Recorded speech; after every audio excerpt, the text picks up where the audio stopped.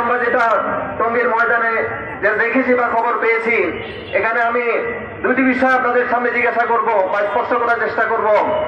এক হচ্ছে, আর সেদিন রাত্রে যে ঘটনা ঘটেছে, হত্যাকাণ্ডের ঘটনা ঘটেছে, সেখানে সমন্বয়কদের কথা থেকে জেনেছি তিনি উপস্থিত ছিলেন সেখানে। তাদেরকে এই হত্যাকাণ্ডের নির্দেশ দিয়েছেন, এটা একটা সম্ভাবনা। উনি এটা করার জন্য নিষেধ করেছেন, এটাও সম্ভাবনা হতে পারে।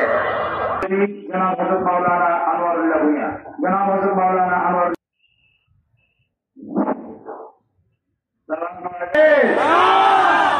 এরা কি ভুলে না এই হত্যাকাণ্ডের তীব্র প্রতিবাদ জানাচ্ছি।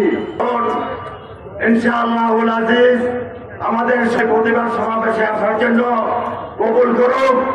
আমি সালমান বিন মনসুর, জনাব হযরত মাওলানা মুফতি সালমান। আসসালামু আলাইকুম ওয়া রাহমাতুল্লাহ। নাহমাদুহু ওয়া নুসাল্লি আলা রাসূলিল কারীম। যে বিগত সরকারের স্বরাষ্ট্রমন্ত্রী আব্দুল হক সাহেবকে বলেছেন আর পন্থী তাবলীগ জামাতকে ধ্বংস করার পরিকল্পনা করেছে মুসাদ।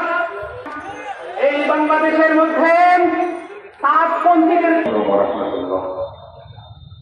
আলহামদুলিল্লাহ রাব্বিল আলামিন ওয়াসসালাতু ওয়াসসালামু আলা সাইয়্যিদিল মুরসালিন ওয়া আলা আলিহি ওয়া ইউটা যদি ঘুরে আমরা সোজা দিতেন মুরব্বীরা আপনার ডিউটি করবে না। হ্যালো, উঠবো না ভাই। আজকের এই প্রতিবাদ সভার যিনি সভাপতিত্ব করেছেন হযরত মুস্তাফা